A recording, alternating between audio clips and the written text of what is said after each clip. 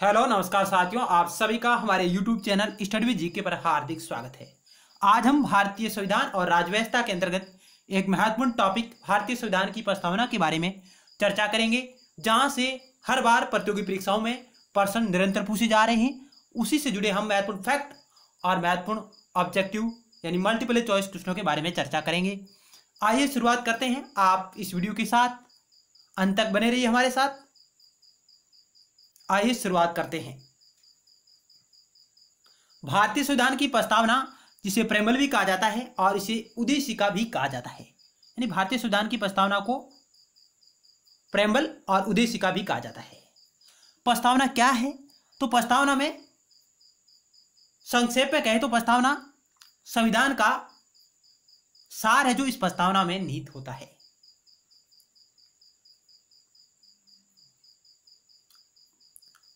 विश्व में सर्वप्रथम अमेरिका के संविधान में प्रस्तावना को शामिल किया गया था। विश्व की बात करें तो विश्व में सर्वप्रथम अमेरिका के संविधान में प्रस्तावना को शामिल किया गया था।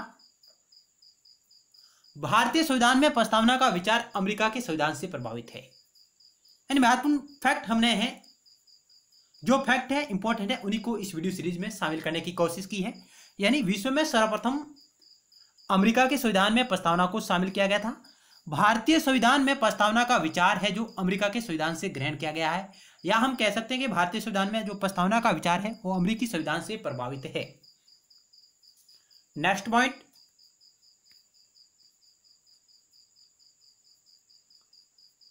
प्रस्तावना भारतीय संविधान की मूल कुंजी है जिसमें संविधान की मूलभूत आदर्शों का वर्णन है। यानी प्रस्तावना भारतीय संविधान की एक मूल कुंजी है जिसमें संविधान के जो मूलभूत आदर्श है उनका इसमें वर्णन किया गया है। भारतीय संविधान की प्रस्तावना पंडित जवाहरलाल नेहरू द्वारा बनाए गए तथा पेश किए गए उद्देश्य प्रस्ताव पर आधारित है। भारतीय संविधान की जो प्रस्तावना है वो पंडित जवाहरलाल नेहरू द्वारा बनाए गए तथा पेश किए गए उद्देश्य प्रस्ताव पर आधारित है। ध्यान रखिएगा, क्वेश्चन आ सकता है कि भारतीय संविधान की प्रस्तावना किस पर आधारित है, तो आप कह सकते हैं उद्देश्य प्रस्ताव पर आधारित है। और उद्देश्य प्रस्ताव है जो पंडित जवाहरलाल नेहरू द्वारा बनाया गया था और इन्हीं के द्वारा पेश किया गया था।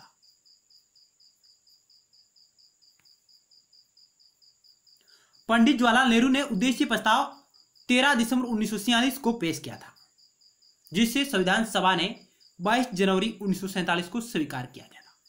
वेरी वेरी इंपॉर्टेंट फैक्ट है, पंडित जवाहरलाल नेहरू ने उद्देश्य प्रस्ताव है जो 13 दिसंबर 1946 को पेश किया, जिसे संविधान सभा ने 22 जनवरी 1947 को स्वीकार किया था। नेक्स्ट स्लाइड पर चलते हैं। भारतीय संविधान की जो प्रस्तावना है, हम भारत के लोग, इस वाक्य से शुरू होती है। भारतीय संविधान की प्रस्तावना हम भारत के लोग, इस वाक्य से शुरू होती है। हम भारत के लोग शब्द भारतीय संविधान की प्रस्तावना में संविधान की शक्ति के स्रोत के रूप में भारत के लोगों को दर्शाता है। जो भारतीय संविधान की प्रस्तावना में ये शब्द जोड़ा गया है या शब्द नीति है, हम भारत के लोग, ये क्या दर्शाता है? तो हम कह सकते हैं ये संविधान की शक्ति का स्रोत क्या है उसको दर्शाता है।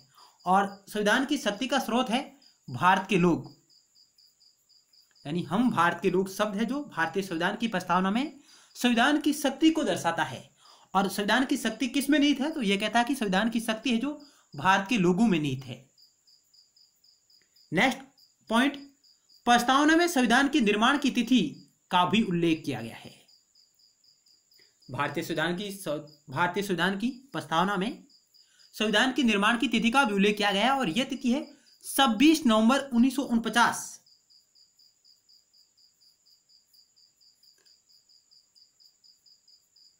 नेक्स्ट पॉइंट, प्रस्तावना को संविधान का परिचय पत्र संविधान विशेषज्ञ N.A. पालकीवाला ने कहा था। प्रस्तावना को संविधान का परिचय पत्र किसने कहा है? तो संविधान का परिचय पत्र है जो संविधान विशेषज्ञ है N.A. पालकीवाल, जिसने भारतीय संविधान की प्रस्तावना को संविधान का परिचय पत्र कहा है, इसकी संज्ञा दी है। नेक्स्ट स्लाइड,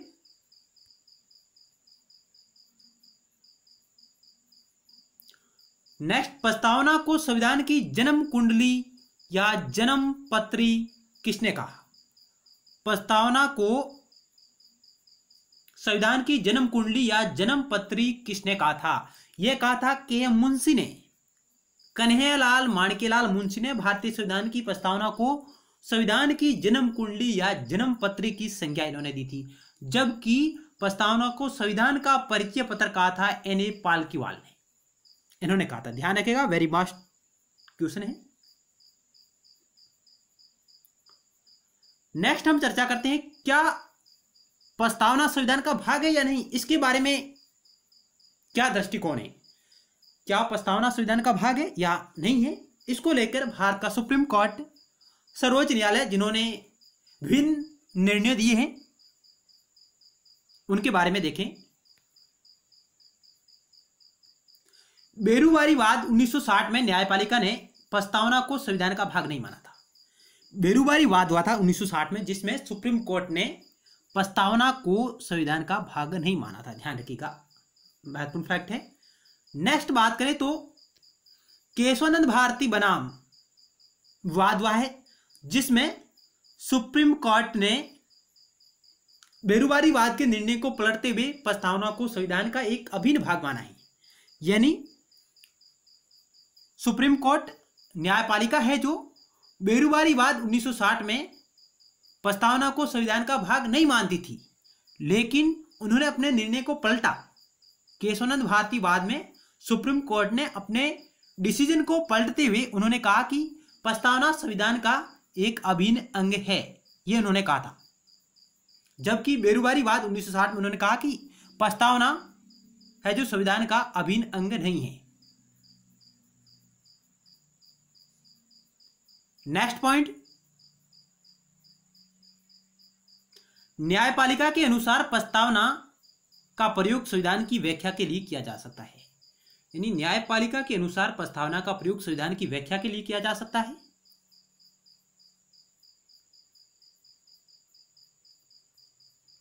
अब तक भारतीय संविधान की प्रस्तावना में केवल एक बार संशोधन किया गया है। यानी अब तक भारतीय संविधान की प्रस्तावना में केवल एक बार संशोधन किया गया है, वह किया गया था 42वें संविधान संशोधन एक्ट 1977 के माध्यम से। 42वें संविधान संशोधन एक्ट 1977 के माध्यम से भारतीय संविधान की प्रस्तावना में एक बार संशोधन किया गया था, और जिसके तहत भारतीय संविधान की प्रस्तावना में 3 नए शब्द जोड़े गए थे: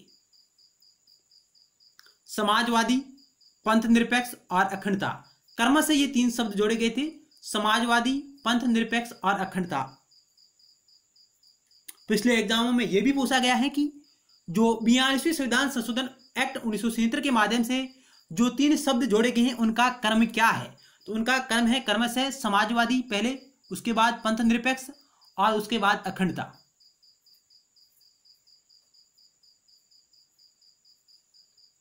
नेक्स्ट,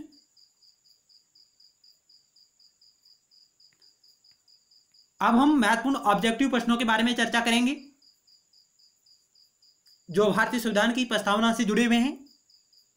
यदि आपने अभी तक हमारे YouTube channel study with GK को सब्सक्राइब नहीं किया है तो आप इसे जरूर सब्सक्राइब करें और पास में बेल के घंटे यानी बेल के आइकन को भी जरूर दबाएं, ताकि नेक्स्ट वीडियो सीरीज का नोटिफिकेशन है जो आपके पास तुरंत पहुंच जाए।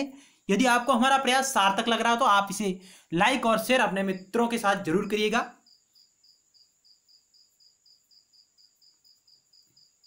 हमारा पहला क्वेश्चन क्या कहता है, भारतीय संविधान की प्रस्तावना में जिन आदर्शों एवं उद्देश्यों की रूपरेखा दी गई है उनकी व्याख्या की गई है, किसके संदर्भ में की गई है। यानी भारतीय संविधान की प्रस्तावना में जिन आदर्शों एवं उद्देश्यों की रूपरेखा दी गई है उनकी व्याख्या की गई है। ऑप्शन ए, मूल अधिकार संबंधी अध्याय में, राज्य के नीति निर्देशक सिद्धांतों के अध्याय में, मूल अधिकारों, राज्य के नीति निर्देशक सिद्धांतों एवं मौलिक कर्तव्यों के अध्याय में, संविधान के किसी भी अध्याय में नहीं। यानी भारतीय संविधान की प्रस्तावना में जिन आदर्शों एवं उद्देश्यों की जो रूपरेखा दी गई है उनकी व्याख्या कहां की गई है। तो इस क्वेश्चन का राइट आंसर क्या होगा, आप सोचिएगा। इस क्वेश्चन का राइट आंसर ऑप्शन से, भारतीय संविधान की प्रस्तावना में जिन आदर्शों एवं उद्देश्यों की रूपरेखा दी गई है वो दी गई है मूल अधिकारों में दी गई है, और राज्य के जो नीति निर्देशक सिद्धांत है उनमें भी दी गई है, और साथ ही मौलिक कर्तव्यों के अध्याय में भी दी गई है रूपरेखा। यानी ऑप्शन से इस क्वेश्चन का राइट आंसर होगा।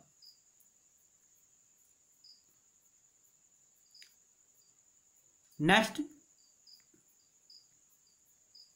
व्याख्या देखें।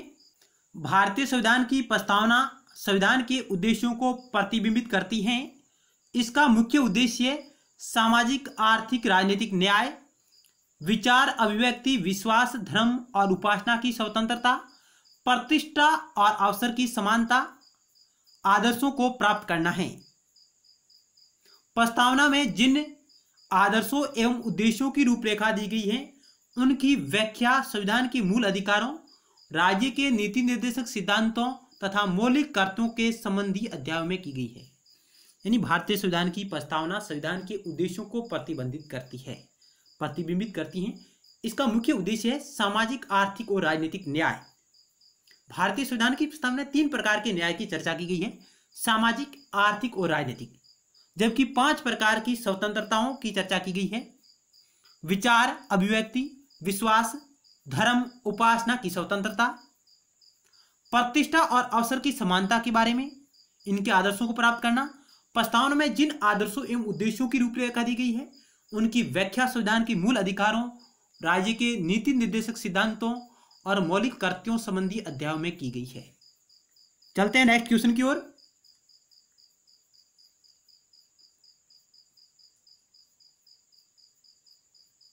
भारतीय संविधान का कौन सा भाग संविधान की आत्मा कहलाता है? भारतीय संविधान का कौन सा भाग निम्नलिखित में से संविधान की आत्मा कहलाता है? मूल अधिकार, राज्य के नीति निर्देशक तत्व, प्रस्तावना, संविधान के उपचारों का अधिकार। भारतीय संविधान का निम्नलिखित में से कौन सा भाग संविधान की आत्मा कहलाता है? तो प्रस्तावना को भारतीय संविधान की आत्मा कहा गया है। संविधान की उद्देशिका को भारतीय संविधान की आत्मा कहा जाता है। के.एम. मुंशी ने प्रस्तावना को राजनीतिक जन्म पत्रिका है। के.एम. मुंशी ने भारतीय संविधान की प्रस्तावना को राजनीतिक जन्म पत्रिका है। Next slide.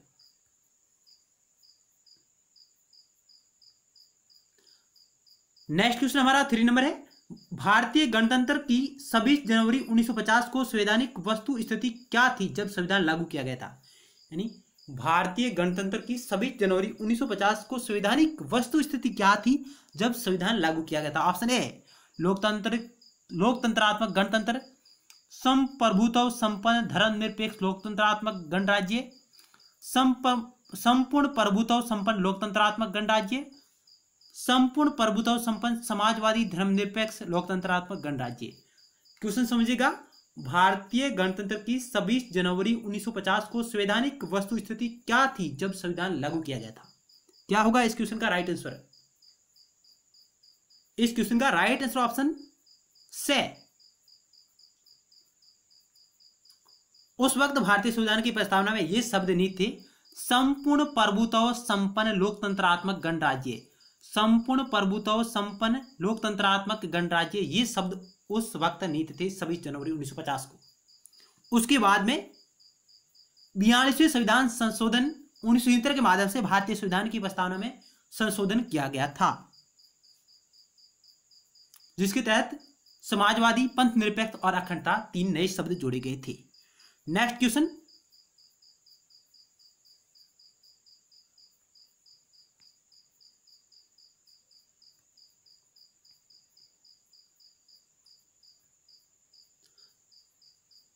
व्याख्या है 26 जनवरी 1950 को भारतीय गणतंत्र की संवैधानिक वस्तु स्थिति भारतीय संविधान की प्रस्तावना के अनुसार संपूर्ण प्रभुत्व संपन्न लोकतंत्रात्मक गणराज्य की थी। संपूर्ण प्रभुत्व संपन्न लोकतंत्रात्मक गणराज्य की थी। नेक्स्ट हमारा क्वेश्चन है 4 नंबर।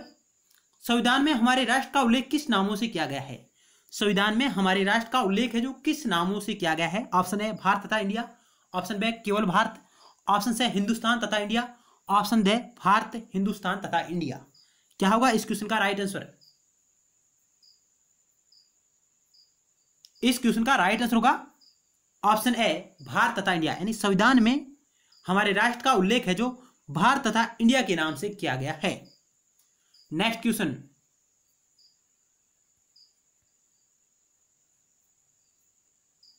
संविधान में हमारे राष्ट्र का उल्लेख 2 नामों भारत तथा इंडिया के रूप में किया गया है।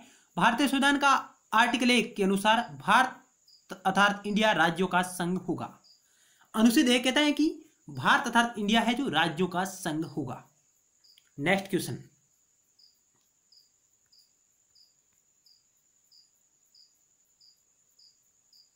भारतीय संघवाद को सहकारी संघवाद की संज्ञा किसने दी? भारतीय संघवाद को सहकारी संघवाद की संज्ञा किसने दी थी? ऑप्शन है ग्रेवेलिन ऑस्टिन ने, option B K M Munshi ने, option C sir Ivor Jennings ने, option D D D Basu ने। भारतीय संघवाद को सहकारी संघवाद की संज्ञा दी थी ऑप्शन है ग्रेवेलिन ऑस्टिन ने, इन्होंने इसको सहकारी संघवाद कहा था। नेक्स्ट क्वेश्चन,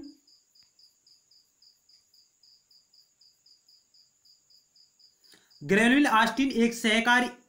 ऑस्टिन एक अमेरिकी इतिहासकार थे जिन्होंने भारतीय संघवाद को सहकारी संघवाद कहा। नेक्स्ट 6 नंबर हमारा क्वेश्चन है, हम भारत के लोक शब्दों का प्रयोग संविधान में कहां किया गया है? हम भारत के लोक शब्दों का प्रयोग संविधान में कहां किया गया? इस क्वेश्चन का राइट आंसर ऑप्शन दे, संविधान की प्रस्तावना में हम भारत के लोक शब्दों का प्रयोग किया गया है।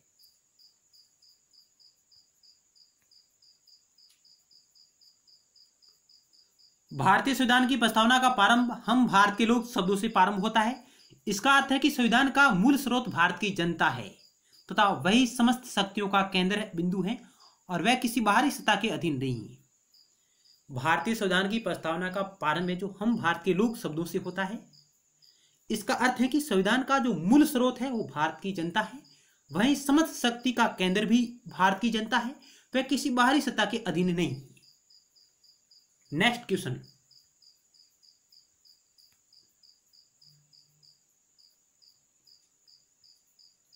निम्नलिखित शब्दों में से कौन सा शब्द सन 1975 में भारतीय संविधान की प्रस्तावना में शामिल नहीं था? यानी कौन सा शब्द है जो 1975 में भारतीय संविधान की प्रस्तावना में शामिल नहीं था? ऑप्शन है बंधुत्व, संप्रभुता, समानता, अखंडता। कौन सा शब्द है जो 1975 में भारतीय संविधान की प्रस्तावना में शामिल नहीं था? ऑप्शन दे राइट होगा, अखंडता शब्द है।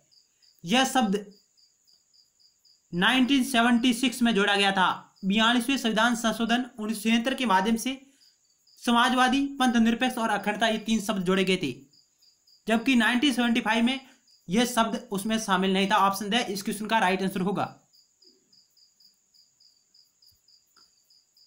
चलते हैं नेक्स्ट स्लाइड की ओर।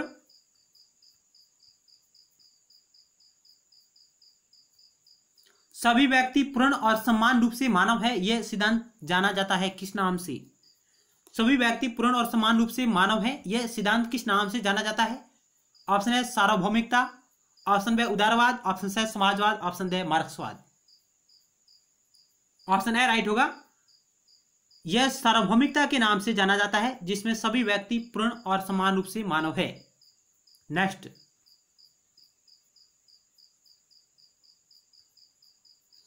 सभी व्यक्ति पूर्ण और समान रूप से मानव है, यह सिद्धांत सार्वभौमिकता के नाम से जाना जाता है।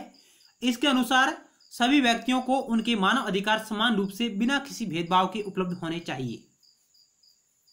नेक्स्ट क्वेश्चन, भारत के संदर्भ में निम्न में से कौन पंथ निरपेक्ष शब्द का सही भाव व्यक्त करता है? भारत के संदर्भ में निम्न में से कौन पंथ निरपेक्ष शब्द का सही भाव व्यक्त करता है? ऑप्शन ए भारत में अनेक धर्म है, ऑप्शन बी भारतीयों को धार्मिक स्वतंत्रता प्राप्त है, ऑप्शन सी धर्म अनुपालन व्यक्ति की इच्छा पर निर्भर है, ऑप्शन डी भारत में राज्य का कोई धर्म नहीं है। इस क्वेश्चन का राइट आंसर ऑप्शन दे पंथ निरपेक्ष शब्द है, जो ऑप्शन डी को व्यक्त करता है कि भारत में राज्य का कोई धर्म नहीं है।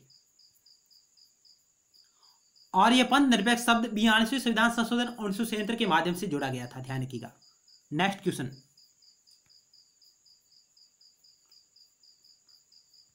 व्याख्या देखें। पंथ निरपेक्ष शब्द संविधान की प्रस्तावना में 42वें संविधान संशोधन अधिनियम 1973 के द्वारा जोड़ा गया। पंथ निरपेक्ष राष्ट्र से तात्पर्य ऐसे राज्य से है जो किसी धर्म विशेष को राज्य के धर्म के रूप में मान्यता नहीं देता तथा बल्कि वह सभी धर्मों को तटस्थ भाव से समान संरक्षण प्रदान करता है। पंथ निरपेक्ष राज्य में धर्म व्यक्तिगत विषय माना जाता है। यह महत्वपूर्ण फैक्ट है। आप वीडियो को पॉज करके आसानी से इसे पढ़ सकते हैं। चलते हैं नेक्स्ट स्लाइड की ओर।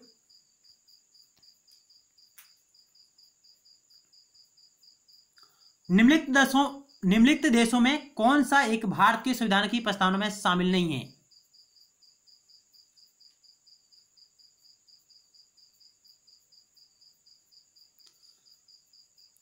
निम्नलिखित में से कौन सा एक भारत के संविधान की प्रस्तावना में शामिल नहीं है? ये क्वेश्चन है हमारा।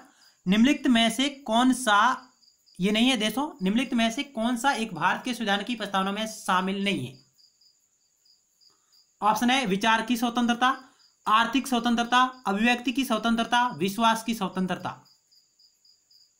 क्या होगा इस क्वेश्चन का right answer? Option B right होगा। आर्थिक स्वतंत्रता का वर्णन है जो भारतीय संविधान की प्रस्तावना में नहीं किया गया है, जबकि सामाजिक आर्थिक राजनीतिक न्याय की बात की गई है। आर्थिक स्वतंत्रता की बात भारतीय संविधान नहीं करता है। भारतीय संविधान सामाजिक आर्थिक राजनीतिक न्याय की बात करता है और इसी के साथ 5 स्वतंत्रताओं की बात करता है। विचार की स्वतंत्रता, अभिव्यक्ति की स्वतंत्रता, विश्वास की स्वतंत्रता, उपासना की स्वतंत्रता। नेक्स्ट व्याख्या देखें। भारतीय संविधान की प्रस्तावना में सभी नागरिकों को सामाजिक आर्थिक राजनीतिक न्याय के साथ साथ विचार, अभिव्यक्ति, विश्वास, धर्म एवं उपासना की स्वतंत्रता का लक्ष्य रखा गया है। यह ध्यान रखें कि भारतीय संविधान की प्रस्तावना में आर्थिक स्वतंत्रता की नहीं बल्कि आर्थिक न्याय की बात कही गई है। वेरी मोस्ट फैक्ट है। नेक्स्ट,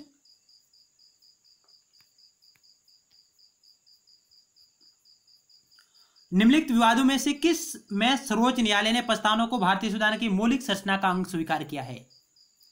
यानी निम्नलिखित में से वह कौन सा विवाद है जिसमें सुप्रीम कोर्ट ने प्रस्तावना को भारतीय संविधान की मौलिक संरचना का अंग स्वीकार किया है, यानी संविधान का एक अंग माना है। यानी प्रस्तावना को संविधान का अंग है जो केशवानंद भारती विवाद, इसमें सुप्रीम कोर्ट ने माना था केशवानंद भारती विवाद। इसमें ऑप्शन बी इस क्वेश्चन का राइट आंसर होगा। जबकि बेरुबारी विवाद 1960 में प्रस्तावना को संविधान का भाग नहीं माना था सुप्रीम कोर्ट ने, ध्यान रखिएगा। जबकि केशवानंद भारती विवाद 1973 में प्रस्तावना को संविधान का भाग माना है सुप्रीम कोर्ट ने। Next slide.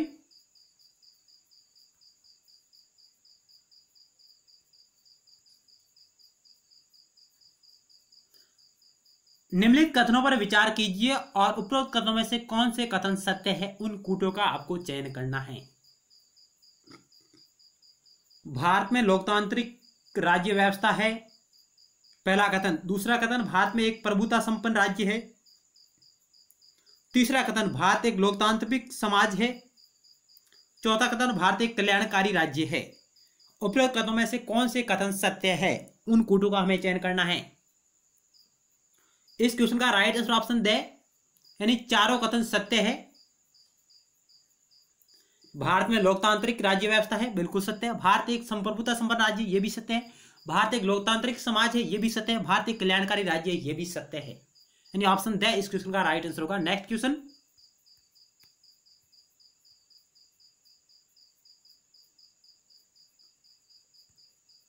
भारतीय संविधान की प्रस्तावना में भारत को एक प्रभुता संपन्न समाजवादी पंथ निरपेक्ष लोकतांत्रिक गणराज्य बनाने की परिकल्पना की गई है, जबकि भारत को एक कल्याणकारी राज्य बनाने की भावना संविधान के भाग 4 के अंतर्गत शामिल राज्य के नीति सिद्धांतों के तत्वों में निहित है। यानी भारतीय संविधान की प्रस्तावना में भारत को एक प्रभुत्व संपन्न समाजवादी पंथ निरपेक्ष लोकतांत्रिक गणराज्य बनाने की परिकल्पना की गई है, जबकि भारत को एक कल्याणकारी राज्य बनाने की भावना संविधान के भाग 4 में नीति निर्देशक तत्वों में शामिल है।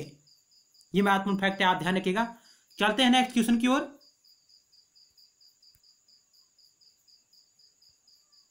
प्रस्तावना को संविधान का परिचय पत्र किसने कहा था? हम पहले चर्चा कर चुके इस क्वेश्चन के बारे में। भारतीय संविधान की प्रस्तावना को संविधान का परिचय पत्र किसने कहा है? के.एम. मुंशी, पंडित नेहरू, एन.ए. पालकीवाला, अम्बेडकर। क्या होगा इस क्वेश्चन का राइट आंसर? ऑप्शन से राइट होगा। एन.ए. पालकीवाला ने प्रस्तावना को संविधान का परिचय पत्र की संज्ञा दी है। Next question.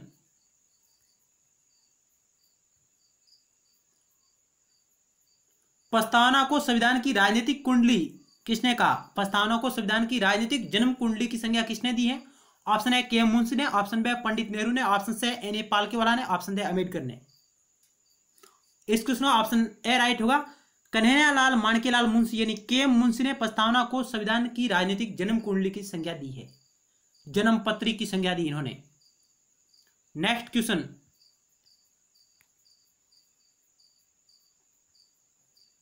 प्रस्तावना में हम भारत के लोग किस देश की प्रस्तावना से प्रभावित है?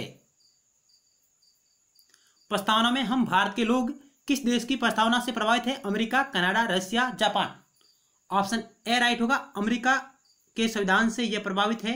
हम भारत के लोग हैं जो अमेरिका देश की प्रस्तावना से प्रभावित है। नेक्स्ट, भारत में सर्वोच्च शक्ति सुप्रीम पावर किस में निहित है? पार्लियामेंट में, पब्लिक में, हाई कोर्ट में, प्रेसिडेंट में। भारत में जो सर्वोच्च शक्ति है वो किस में निहित है? ऑप्शन बी राइट होगा, भारत की जनता में निहित है यानी पब्लिक में निहित है। नेक्स्ट,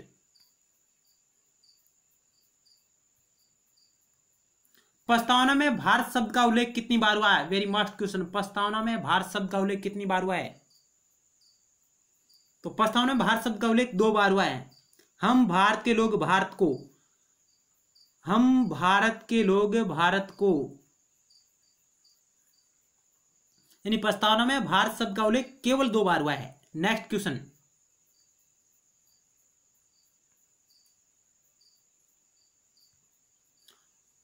निम्नलिखित में से किसने प्रस्तावना को राजनीतिक कुंडली कहा था? इस क्वेश्चन के बारे में हम चर्चा कर सकते हैं। निम्नलिखित में से किसने प्रस्तावना को राजनीतिक कुंडली कहा है? यह कहा था के मुंशी ने, कहा था कन्हैयालाल माणिक्यलाल मुंशी ने। नेक्स्ट क्वेश्चन, संविधान की प्रस्तावना में स्वतंत्रता से अभिप्राय क्या है? संविधान की प्रस्तावना में स्वतंत्रता से क्या तात्पर्य है? विचार अभिव्यक्ति की स्वतंत्रता, विश्वास की स्वतंत्रता, धर्म और उपासना की स्वतंत्रता, उपयुक्त सभी। ऑप्शन दे राइट होगा, ये सभी है जो स्वतंत्रता में शामिल है भारतीय संविधान की प्रस्तावना में। ऑप्शन दे राइट होगा। नेक्स्ट क्वेश्चन, पंथ निरपेक्ष शब्द अंतर स्थापित करके सुनिश्चित कब किया गया? यानी भारतीय संविधान में पंथ निरपेक्ष शब्द कब शामिल किया गया था? यह किया गया था, ऑप्शन ए राइट होगा, 42वें संविधान संशोधन के माध्यम से 1976। और 42वें संविधान संशोधन 1976 को मिनी कॉन्स्टिट्यूशन भी कहा जाता है। नेक्स्ट क्वेश्चन,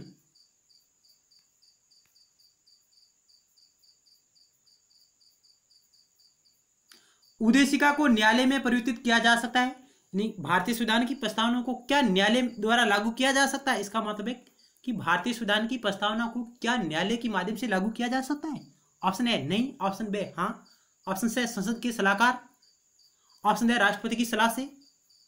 इस क्वेश्चन का सही आंसर होगा ऑप्शन ए नहीं, उद्देशिका को न्यायालय में लागू नहीं किया जा सकता, यानी उद्देशिका को न्यायालय के माध्यम से हम लागू नहीं करवा सकते हैं। ऑप्शन ए इस क्वेश्चन का राइट आंसर होगा। नेक्स्ट क्वेश्चन और हमारा अंतिम क्वेश्चन है इस वीडियो सीरीज का, प्रस्तावना में अब तक कितनी बार संशोधन हो चुका है? प्रस्तावना में अब तक कितनी बार संशोधन हो चुका है? तो यह है केवल 1 बार हो चुका है। ऑप्शन ए राइट होगा, 42वें संविधान संशोधन 1976 के माध्यम से भारतीय संविधान की प्रस्तावना में 3 शब्द जोड़े गए थे, क्रमशः समाजवादी, पंथ निरपेक्ष और अखंडता। आज की वीडियो सीरीज भारतीय संविधान की प्रस्तावना को लेकर थी, जिसमें हमने महत्वपूर्ण फैक्ट और ऑब्जेक्टिव क्वेश्चनों के बारे में चर्चा की। यह वीडियो सीरीज आपको कैसी लगी आप हमें कमेंट बॉक्स के माध्यम से जरूर बताइएगा।